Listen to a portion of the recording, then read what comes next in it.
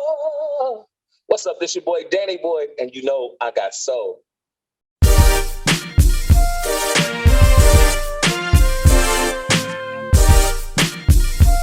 Once again, man, I appreciate your time. I can't wait to get into this new music and just dig into your history a little bit as well. Want to get started, man. Going back to the early beginnings. Of course, everyone knows you were signed originally to Death Row.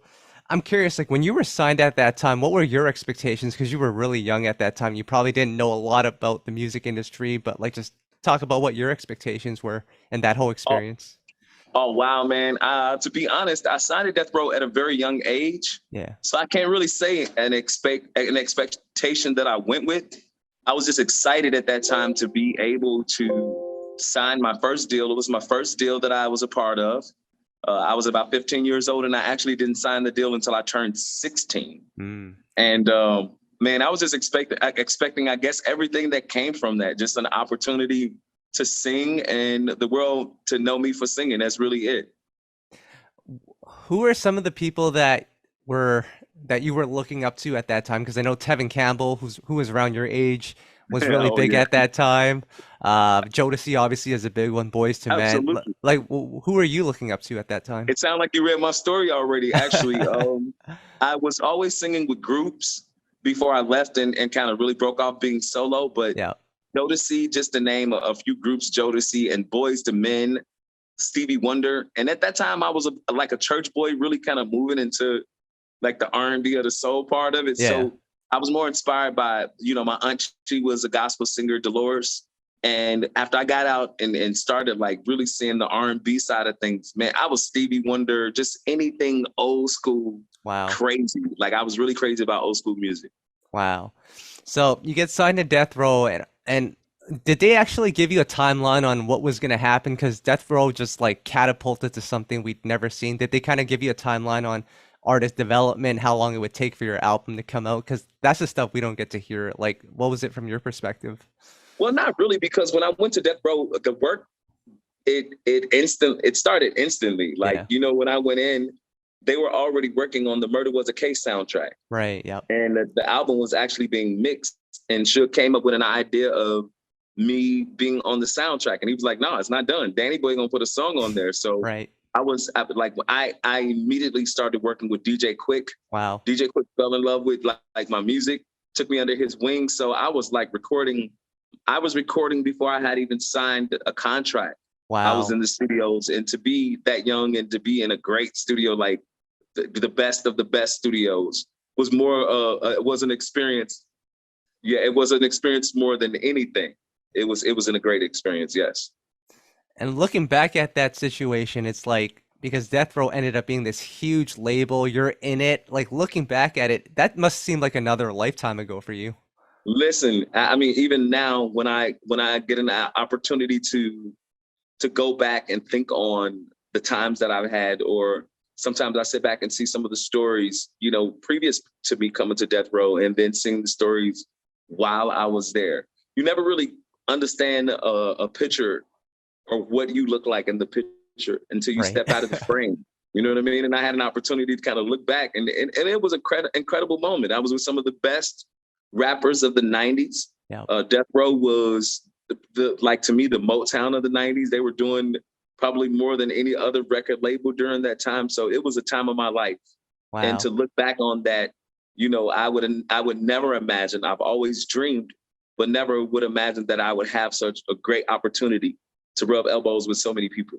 Yeah. One of them obviously being Devante, you ended up going to Rochester. You did slip and slide over Yes, there. Genuine is singing backgrounds. Like, because what's cool about absolutely. that experience, like Genuine was an unknown artist at the time. I'm sure you rubbed elbows with like the Timbalands of the world, Playa, that Absolutely. whole camp. Like, I guess Yeah. first off, working with Devante in Rochester, what was that like? So when I went to Rochester, again, Devante Swing and coming up to Jodeci, Yeah. Devante Swing production and producing and writing, being an artist, especially at that time, everybody wanted to work with Devante. Right. So Luke sent me down to Rochester. I had an opportunity to go work with him. And when I got there, he had a team going that was called The Basement. Yeah. And so that's when he had Missy and Missy Elliott, and Tweet was in a group together called Sister. Yeah. Timberland was there, Magoo was there, and as you said, Genuine, a homie Genuine was there, Yeah. and nobody knew who they were. They were just all of us young people just working on records. And Devante was building a camp, making a strong camp. And even during the demise of Death Row, is when I started seeing like the Timberland and Magoo and Missy, seeing them really move up the charts and seeing them work in their craft. And that was amazing to see that I was around those type of people. You know what I mean? Like Genuine, nobody knew who he was. And when we went in the studio to record Slip and Slide, and he did the backgrounds and a lot of the harmonies on it. And then later on to see Pony out and him doing what he loved doing. You couldn't ask for anything bigger than that. Yeah, I think what's cool when I think back to like your friendship with Genuine, I remember like reading his first album, and in the thank yous, he thanks you in the credits. I don't know if you realize that he said shout outs to Daddy Boy. I don't even know if you knew that. But I read that later on. It took for me to run back into Genuine. Then somebody was like, "Man, he said something about you in the album," and I couldn't be. Man, I'm so grateful for that, because a lot of people try to forget about you. Yeah. But Genuine has always been one of the realest and the true friends in this business. Yeah, I think one of the things he said in an interview with me a while back, he said that at some point there was conversations of you guys like early on like becoming a duo. Like that was what Devante was trying to push at one point. Do you remember that? Sure. Yeah, for sure. Well, every time, especially during that time, it was a couple of groups or a couple of artists that Death Row either tried to put me with, or other producers kind of seen me with, especially all of us being young. Yeah. And I couldn't imagine what that group would have been like. I guess we would have been a little ahead of time with what Genuine did with Tank and who else was in the group? Tyrese, yeah. So I guess we would have been a little ahead of time if I'd have done that. Right. So you're working with these heavy hitters, DJ Quik, Devante, especially with DJ Quik, because I've heard a lot of the stuff that you guys did. It didn't get to come out, but just the chemistry that you guys had, like his sound obviously is unique and legendary. And then to add your vocals to it, from your perspective, what made that work so well? What made it click? Listen, man, I never had an opportunity to work like that with Dr. Dre. Yeah. But if I guess if I could imagine what a person who worked with Dr. Dre, their story would be, how awesome it was and such a great experience, I could probably compare that with working with DJ Quik.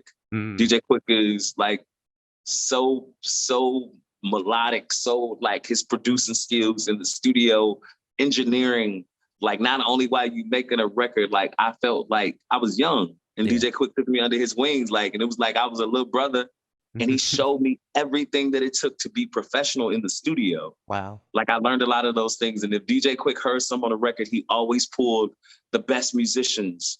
He always pulled the best. And if it was a musician that wasn't available, I've seen DJ Quik walk over to a flute and try to play it. And he put that sound, and it might be like you were here, and he started off this do do do do do do do do. And after he put that to a beat, that's a DJ Quik song. And I've seen that happen, with my own eyes, man. So like I worked with the Dr. Dre of my time. I would compare that moment working with DJ Quik. And I'm curious, because you mentioned early on, of course, big on Jodeci, big on that whole hip hop R&B movement that was going on, but grew up listening to a lot of Stevie Wonder as well. So I'm curious, that direction that you went in, because I know later on you did It's Over Now, that Babyface record, like, did you have any input on direction? Was that the kind of the lane that you wanted to go in with DJ Quik, or? Well, as you said, I was being groomed at that time. You know what I mean? Death Row, this is when artists they had A&Rs, and they would put them with producers, and they would create a sound. And I think DJ Quik was good at trying to create that Danny Boy sound. Like he always allowed me to sing and be who I was, but it would always also be along with old school music, old school bass movements, old school drum patterns. You know what I mean? He always used stuff that always made great records. He would use a pass from a dramatic album or some of the dramatics, or I did a song over with him by Bobby Womack. Right. You know what I mean? He always picked like the perfect artist to go in the studio. And if it was a remake, like nobody cut a remake better than DJ Quik. You would really think like I was singing on top of the real Marvin Gaye track or something like that, because he went in and made sure that it was that tight. What about that It's Over Now record, the Babyface record? Because that's a big record. That's like 90s R&B at its best right there. Listen, who can say they worked with Babyface in the 90s? Like, Babyface music is on the elevators and in the grocery stores. Right. And I remember recording that album, that single with Babyface. Suge was telling me I had just got back from Atlanta, Georgia, working with Dallas Austin. Wow. And when we got back, I had a cold. And I'm like, Mm, man, my throat hurting. I'm not going to the studio. So when I got to the studio, Suge like, just go over there and listen to the record. right. I waited a couple of hours for Babyface to get to the studio, and I was trying to explain to him that, I wanted to hear the record for the day. Yep. And, I'll sleep with it overnight. I had in my mind what I was going to do in the studio. And Right. I'm going to sleep with it overnight, and maybe tomorrow we come back. And he was like, what's wrong with you? And I was like, well, I'm a little hoarse. And he said, okay, so I'm going to go in here and I'm going to lay some guitar parts, and maybe you'll get over your hoarseness and be prepared to record in about an hour. Right. And I was looking like, it didn't sound like I really had a choice. Right. So it was like, wait a minute, Babyface say you got to get to the studio in an hour. You got to kind of pull it together, horse or not. Right. And I really wasn't my best, actually. I would say, because I was hoarse, and to record that record with Babyface and to see the things, the way that he stacked harmonies, the way that he did the bridge, like to be a part of that. And at this time they was doing the Wait and Exhale soundtrack. Yeah. So I was already ready for like a Babyface song. So Wow. that also was one of my biggest aspirations and dreams of working with Babyface. And I'm grateful to Suge for making that happen. Right. I'm curious, like, what was your day-to-day like at Death Row? From the sounds of it, it sounds like you were in the studio constantly making music. Was that kind of just what it was at that time? Every day. I think Yeah. I think I am one of the most recorded artists on Death Row. Wow. When it comes to being in the studio and recording songs, I can't say all of them are hits, but I was in the studio, me being up under Suge like that, I was able to be in the studio every day, 8 to 12-hour sessions every day, recording something Wow. every day. So Where did that work ethic come from? Because, as a young teen like you are at the time, I think there's a million other things you could be doing, but you're locking yourself in the studio and you're making records. well, that was one of the things about being around Death Row. Yeah. I must be honest, that the work ethic with everybody was great, because it was so much great music happening, and everybody always wanted to make sure that they had the right song or the next song to match the previous material that had been released. Right. So it was like an inside competition for everybody. Like, if it's the soundtrack, I'm going to do the best song that I could do to make sure my song on the soundtrack, because I know Suge is going to put it on there. And I think every artist had that opportunity. Like, we knew, like, you go in the studio and record the right song, Suge putting it out. It's going to be out on the soundtrack. And that was just like a friendly competition that everybody had, in the studio. And that work ethic, once Pac came around and you sing how Tupac worked, it was like, you know what I mean? If Pac can do 5 songs a day, you would be in there fooling yourself thinking you could do 5. Right. And it never really happened, but I got my one song off. It was compared to his 5 or 6 that he had done that day. Right. But Pac also brought that hard energy work ethic to Death Row as well. Right. So you're in the studio, you're working on your debut album at the time, you're featured on Tupac Records. Was the plan kind of to have you like working on these Tupac records and then have that introduce you to your debut? Was that kind of what the master plan was? I don't know if that was the plan, but I think, Yeah. We kind of look back and see how Suge kind of marketed and branded different artists and different material that he came out with. Yeah. I could say that he kind of was sticking to a formula that he had. Yeah. You know what I mean? He bought Dr. Dre to the position that Dr. Dre needed to be at after he left the NWA situation. Yeah. And then he introduced Snoop Dogg through that same situation. It was like a piggyback. And from Snoop Dogg came the Dog Pound and Jewels. And from Jewels, it was like a piggyback thing that he would always give an opportunity to the next artist. Right. And it just so happened that I was the one that when Tupac, we gained our own relationship, our own working relationship. And I was always in the studio. I could be in the front recording, and Pac would walk in and be like, "Hey, come in, come do something on this song. You got to come do something." So I end up being on, maybe 12 songs, and some of them making the album and some of them not. But I think it was being in the right place at the right time, and the chemistry that Tupac and I had, was amazing as well. Yeah, and the reason I asked is because Death Row at the time is super hip hop driven, and you mentioned piggybacking like Dre to Snoop and all of that. But I always wonder with these hip hop driven labels, like, do they really know how to push an R&B act such as yourself And I look at future labels down the road that are hip hop that have challenges, showcasing their R&B artists. When you look back at that situation, is there really anything that could have changed in the way that, things were presented, or do you think just it being so hip hop dominating, it was just kind of I, hard for, you I know what I think mean? what I think, yes, absolutely. Great Yeah. question. I think what had Suge apprehensiveness about releasing an R&B record Yeah. was everybody knew Death Row as being this gangster label, Yeah. this hip hop label. And I don't think Suge wanted to risk uh, everybody not knowing us as that. You know Yeah. what I mean? Because it was normal to me, because even though we was recording these records, uh, Suge would ride around listening to the OJs and Right. Wow. Anita Baker and Bobby Womack. So he listened to true R&B music. Yeah. So, but the bread and butter was, the gin and juice and the Yeah. how do you want it and the picture me rollins. That was the bread and butter. So I think it was really at that time, or it may be something that most labels be scared to kind of step into once they're known for something. Right. So, like I said, you're working on this debut album. A few years go by, and as a young person, I'm sure you're super impatient. You want it to come out. You want everyone to hear it because you've been working on it for a long time. Like, when does that frustration kick in for you? Is that early on, or is that like, were you patient at that time? After the death of Pac and Suge Yeah. went to jail, it kicked on really hard because a lot of the things that I was used to was no more. Mm, All of the fringe benefits slowed down. Being able to provide as well as I was when Suge was out, and all those dynamics changed. So life changed, right. and I had to kind of be,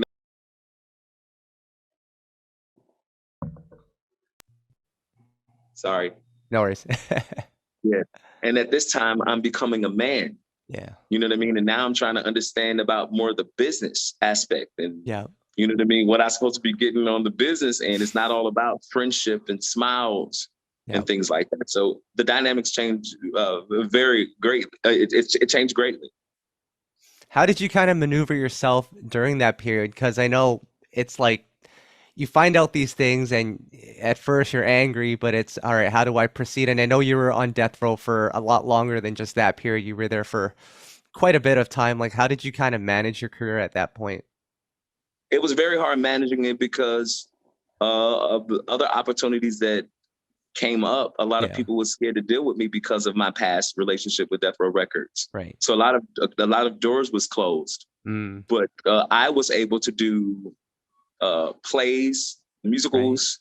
I was able to still kind of do shows and different things like that. And then it got a time where I had to work 9 to 5 jobs. Right. You know what I mean? And that was very hard, being on television and waiting tables. When your Hmm. video is in the countdown and you're waiting a table, or Wow. you're looking for your next meal. So at times it got hard, but you know what I mean? I enjoy singing, Right. and God has allowed me to sing, and he left me with the gift. So I think that's what kind of keep me going, is that I get an opportunity to sing again. Yeah. Like if there's been a long gap, a long time in releasing records and doing different things. But as long as you got that, if you can get another song, Yeah. there's another opportunity. And I've always looked for that. Danny, I'm curious here because it's like you go through your trials and tribulations, and from what admire most about you is you've continued to push even to this day. You're still releasing music, but I gotta ask, like during this time when you're trying to figure things out, was there ever a point where you questioned your own talent? Because there's the business side of things, and you can't really control that, but the talent in itself, did you ever question that? Like maybe I'm not good enough for this? Oh, excuse me. I'm sorry. I'm having back problems. Yes, absolutely. I've Yeah, always questioned. I've always questioned, was it me? Especially when you go into a record label yeah. and they give you an excuse of you need to work out, or maybe if you did this. There was a lot of excuses that was given Yeah, in order for me to make it.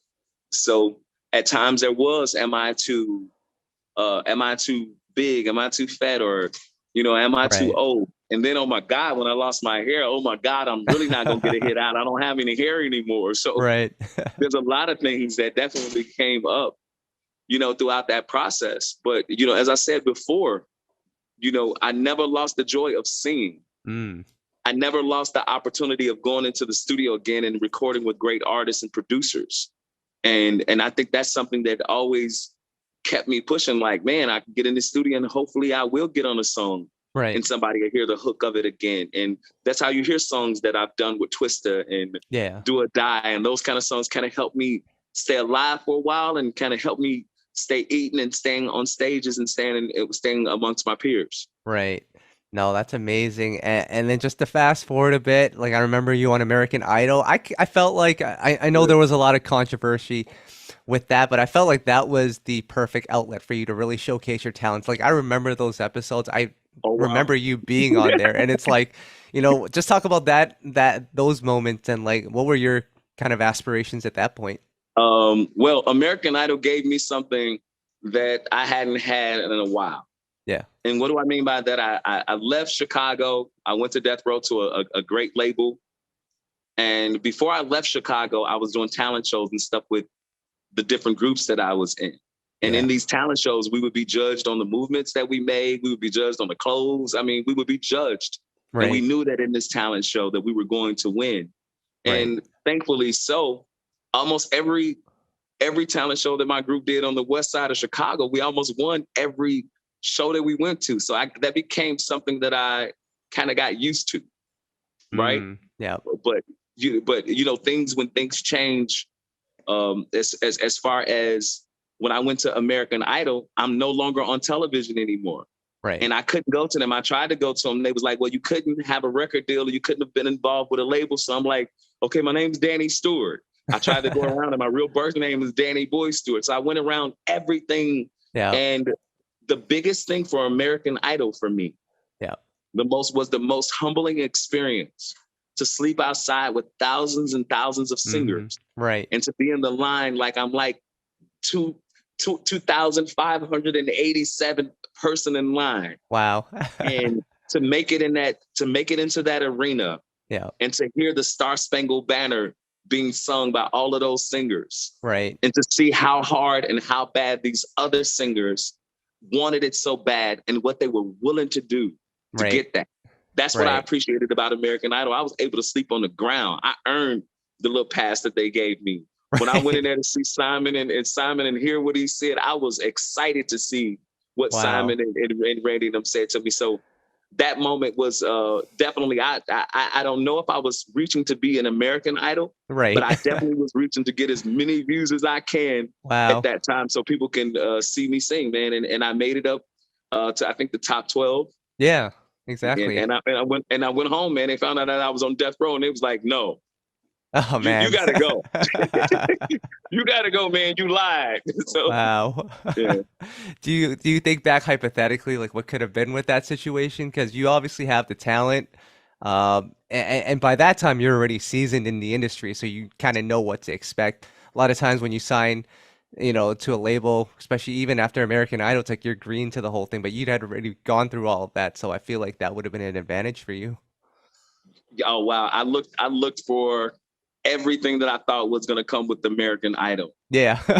And I think Jennifer Hudson, shout out to Jennifer Hudson. Yeah. It wasn't about who won. Yeah. It was about who got on the show and really did and showed their talent and showed being great. Yeah. Jennifer Hudson didn't win that year, but look at Jennifer Hudson with an Emmy, with the Grammy, Yeah. and she's still singing today.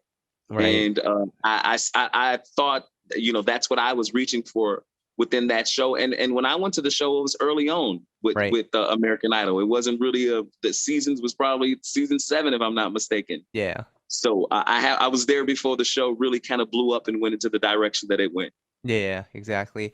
So, Danny Boy, then after American Idol, that doesn't work out. You're not with Death Row anymore. You kind of are. You're in that like weird limbo stage. Like, what's your next move then? Because those are two opportunities that don't work out for you. Like, what was kind of your next move then? Oh, I am everywhere at this time. The American Idol, I can't get on American Idol, so I found myself doing backgrounds for Yeah. on the road for singers that I told you that I looked up to. I Yeah. went out with Casey and JoJo, Yeah. and I sang backgrounds for them for about 4 years. Yeah. And that grew into a great relationship. Then when they did the Jodeci reunion, Yeah. I did backgrounds on the show for that. And I grew into going to do backgrounds for New Edition. Wow. Excuse me, for New Edition.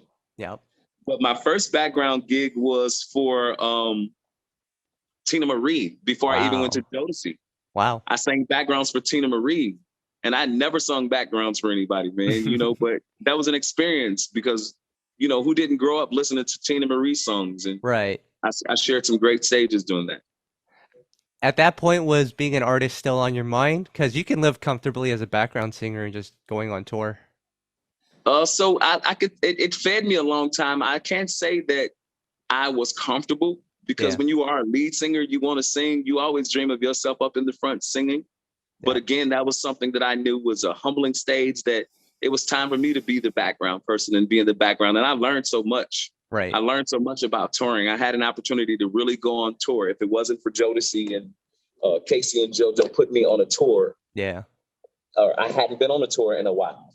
So Right. I was able to kind of do the training that needed to be done through those guys. And I got paid to do this training. And, Right.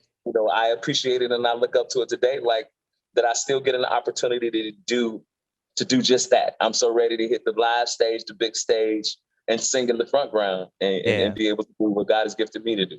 Right. Because I think what's really cool is in your time in the industry, you're gonna have your ups and your downs, but the most important thing is the relationships that you build. Is that kind of where the Jodeci, Casey and JoJo tour kind of thing happened? Just the relationships that you've built over the years? Yes, absolutely. So I Yeah. got out and did these backgrounds, Casey and JoJo. So it gave me an opportunity to be amongst my peers again. That's how I ran back into Genuine and, Right. different promoters and, different cities, man. And it's crazy because you go to these cities. I've been to cities that I went to when I was about 16 years old for the first time, and I may have met a person. Right. And, I seen that person again at 22, at 31. You know what I mean? Right. So I grew up with people on the road that I've met years ago that came out to see me sing when I was younger. And I can Right. go to some of those states and they still come out to see me, as an adult. And that's amazing. That's the most amazing part. It's like you build this big family in all these states and they come to support you for your music. And I'm just there to do backgrounds, but it's amazing when you back there doing backgrounds and people still recognize you for the work that you've done. Right. I'll tell you a funny story. So we went to a Casey and JoJo show. Oh, this was years back. And I think at this time, JoJo was struggling with his health. His vocals weren't, what they had used to be. And I think you were singing backgrounds at the time and you were singing your butt off. And we couldn't put Oh, two and wow. two together. We're like, who the heck is that background Oh, singer? He wow. sounds Wow. familiar. Thank you. And it was just like, wow. And then it turns out it was you. I was like, that's crazy. Wow. Yeah. Thank you so much, man. So, During those challenging times, man, it wasn't hidden. JoJo has always been my friend. yeah. I love JoJo. And if JoJo was sick at times and he couldn't do anything out on the stage, he Yeah. had a thing where he could look at me and say IDB with his eyes. And Right. I would make sure that he's tight. So, and come on, JoJo is one of the baddest Oh, singers yeah. from the 90s. Yep. So to be Absolutely. able to cover for him or to be able to kind of fill in sometimes, that guy got that's an award in itself. Right. No, absolutely. So we fast forward to today. I know aside from the music, you're also in the restaurant business. Just talk a Yes, little I bit am. about that. Okay, so I have a restaurant now in Chicago, Old Danny Boys, Yeah. 1247 Southwestern. um, and it's a kiss of culture. What do I mean by that? I have burgers like Five Guys, wings like Wingstop. Some say it's a little better, but my burger, Wow. I got a Tupac burger. Mm. So you can come through and get a Tupac burger, or you can come through and get some Bernie macaroni. So I name most of my meals after either artists or people that I look up to. Philanthropists, whether it be artists, whether it be entertainers. And it's been going great. This is my fourth attempt at the restaurant, in the restaurant business. I love it like I love the stage. Wow. And it's been going pretty well. There's always in this business some hiccups that come along the way, but I love this business. Wow. And of course, along with that is the new music. You just released a new single, this song. And I'll tell you what, Danny boy, whenever you go on Instagram Live, I always click on it just to see if you're in the studio recording, and you're always just like singing your butt off, which is Oh, refreshing to thank see. you, man. Uh, but like, I'll be honest, when I clicked on this record, I kind of knew that you would be singing on it, but you just really never know at this point. R&B has changed so much since It when you has. came out. And It not to has. say that it's better or worse, it's just different. It evolves, of course, with the time. But when you're putting these records together, did you already know what you wanted to do? Well, this record that I'm working on now, which is will be out February the 14th, Valentine's Day. Yeah. I have a single out that's called This Song. Yeah. I signed a deal about maybe a year and a half ago during COVID with a record company by the name of Chicago Creed, Yeah. an independent company out of Chicago. And we've been pushing this single, This Song. It's been going great. It's the top 30s right now. We're Wow. working to get the song noticed everywhere. And to have that opportunity again, like after so many years, I'm so grateful for that. This album happened, I can't even explain. Like usually, like I wasn't working on the album. It was COVID. Everything was working against making this album happen. Right. I was in a relationship. I went through a breakup. Mm. And it was like, usually when I go through a breakup in a relationship, I don't want to sing. I don't want to do nothing. I don't want to work.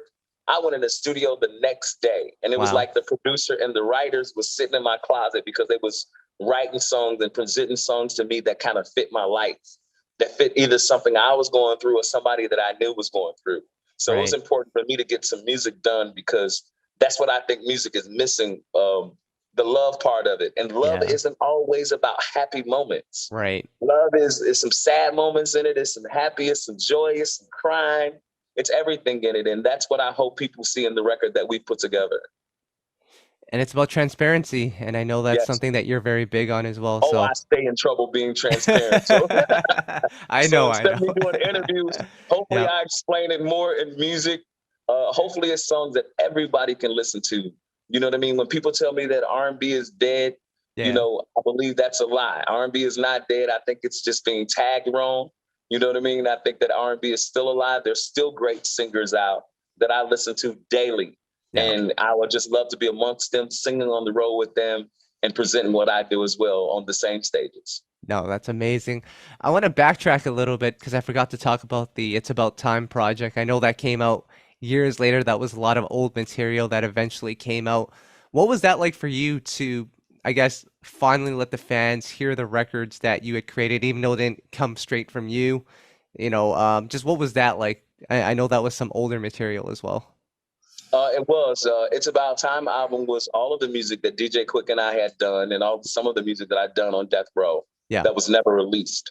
I was happy about it, not on the business end, I guess, but I was happy that music finally got out because it was songs that I hadn't heard in a while. Yeah. So to be able to hear some music that you've done when you was 15, 16 years old, and Right. you hear that at 30 years old, like it was a growing stage for me. I had an opportunity to hear like, oh, that's how you used to sing or Yeah. what you used to do. And then there was some records on there that I wish I could go back in and recut because I think that it fit today.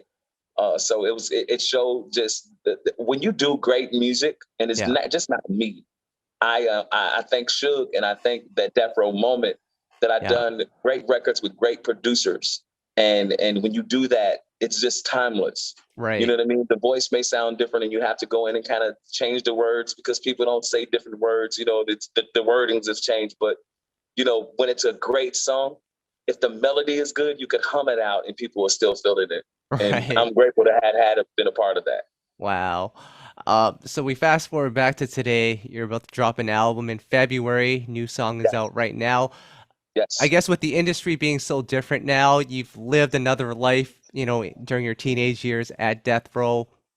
What's your mindset like now? Like, what are your expectations? Because you've gone through the ups, you've gone through the downs. You're in that rebuilding process now. Like, what's your mindset and what are your expectations for what's to come? So my expectations now, first off, I am so open, Right. like to all opportunities of singing and getting on the stages that I so desired for so many years. Right. At this point, there was things that I searched for when I was younger. Yeah. You wanted that car, you wanted that nice car and the nice jewelry and the big house. You know what I mean? I still want the nice car. I still Right. want the nice house. You know what I mean? I want those things, but I believe that if you get a great song, Right. I've always been a person that's willing to work for what I want. If you get a great song and you're able to sing that song on stages and just continuously work, Yeah. I hope that this album brings me continuous work Wow. where I'm able to do what I love doing. And promoters, they call and I get some acting gigs so that I Right. can stay active in it. There's a lot of years that I missed in the game Yeah. that I pray that I'm able to gain back. I don't want to get the years that I missed, but Yeah. I do want to gain those years, in today's time and say, hey, 25 years from now, I'm like Frankie Beverly and Mays or like Charlie Wilson, still out singing hard, people Right. still listening to my music, people loving me. And the biggest thing for me is I hope that in this record, Black Heart, regardless of the interviews that people have seen, because people judge you by interviews, or Sure. maybe people judge you by my book that I have out, by the way, Stranded on Death Row, That's right. available on Amazon. Yeah. They'll judge you by the things that they read about you. Right. But it's a difference when they hear a song, and it's a difference when they hear you speak. And I hope the music exude exactly the message that I intended on. And that's just, man, bringing love, just bringing peace and great music again. That's really it. Wow, that's amazing. I want to touch on a couple more things. I know you had a chance to work with Left Eye before she passed on Death Row. Yes. What was your experience with Left Eye? Oh man, you work with TLC, like you naming, Yeah. just like naming Tupac, or naming Tina Marie. Yeah. I think that's mostly the reason why I named my book Stranded on Death Row, that I've had an opportunity to work with all these great people that has passed on. It seemed like I was stranded around death. You know what I mean? Tina Marie and Tupac and Left Eye. Yeah. You started thinking you just started thinking about all these people. But, I grew up listening to Waterfalls. I grew up, Right. listening and watching TLC. They was some fine sisters back in the day. You know what I mean? Yeah. Who didn't want to date Left Eye? So to have an opportunity to go in the studio and work with her is another thing that I could say if I don't get an opportunity to record anything else. Right. I've worked with some great talents and some amazing people, some amazing legends that will forever be remembered. And to be amongst them, to say that I work with them is enough. Wow. Lastly, Danny Boy, before we get out of here, I got to ask. So we've talked about the history. I know it's a lot more in depth than that, but just to hear your ups and your downs, this rebuilding process that you've gone through multiple times, having expectations get shattered. It's like, how do you kind of just explain this all to someone that might be going through something that's close to what you went through, and like just being on the other side of it? I can see that you're happy, you're positive, you're still recording music. There's definitely a mix of emotions as you're going through this entire journey. Like, what do you share with the people about all of this? Wow. It's a lot, I know. It is. That's okay. I can't say Yeah. I don't have moments where my spirit is down. Yeah. Because, everybody got goals and wish of certain things. But again, I'm grateful to still be able to sing and to still have an opportunity, or people to still call my name, or 25, 26 years later after singing I Ain't Mad at You, to hear it on the radio. And people, if they don't remember me because of I Don't Have No Hair, they still remember the hook. Right. Like, that's amazing to me that like 26 years later that they remember me for a small piece. Right. And I'll take a piece of what you said, like shattered glass. Mm-hmm. Like a lot of glass have shattered that I thought that I was building. Yeah. It just took a minute for me to learn that even in the midst of a shattered glass, it's still art. Right. You may not see through the glass because it's in pieces now, but if you look close to the glass, it kind of still look like, man, that look like diamonds on the floor. It still look art. It may cut you, right, but it still look good. And I'm saying that even in my looking good moments, I'll still smile, man. Yeah. Even when things ain't right. But the biggest thing that helped me push through is my spiritual side, to stay connected, have some type of spiritual connection.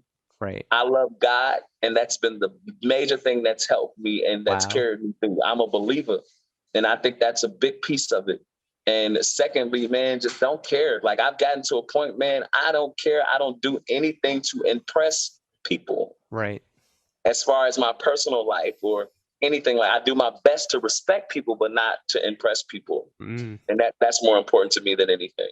Right. That's amazing. And you know what I hope, and I'm glad that we're able to connect now, and just to see how the internet is now with social media, and people are willing to talk about the bad contracts and not getting what's owed to them. I hope, with everything that you've done in the industry, because you've been working for years now, this isn't your first trip in the rodeo. I hope you get everything that's owed back to you, because like you've put in a lot of work. Thank you so much, man. I appreciate that. And it means so much to me because I work hard. Yeah. And everything that I'm doing is for me, my family, and to be able to bless someone else. And just you sending those blessings, I promise when God do release it, that it'll be done and treated right. Absolutely. So, Danny boy, that's all that I've got for you. Anything that you'd like to add? Thank you so much. I salute you. Thank you for taking the time out and giving me the opportunity to speak on your platform. And my social media is Danny Boy Steward, Steward, Danny Boy Steward. That's on Instagram or on my Facebook, just Danny Boy. Follow me. I'm always giving all my business out. I'm always transparent on my Instagram. Yeah. Inbox me. I'm going to answer. And my book is available, Stranded on Death Row, on Barnes and Noble. It's available on the download for the Kindle. And if you want a signed copy, contact me. And if you're in Chicago, come eat at Old Danny Boy's. Come lick my fork.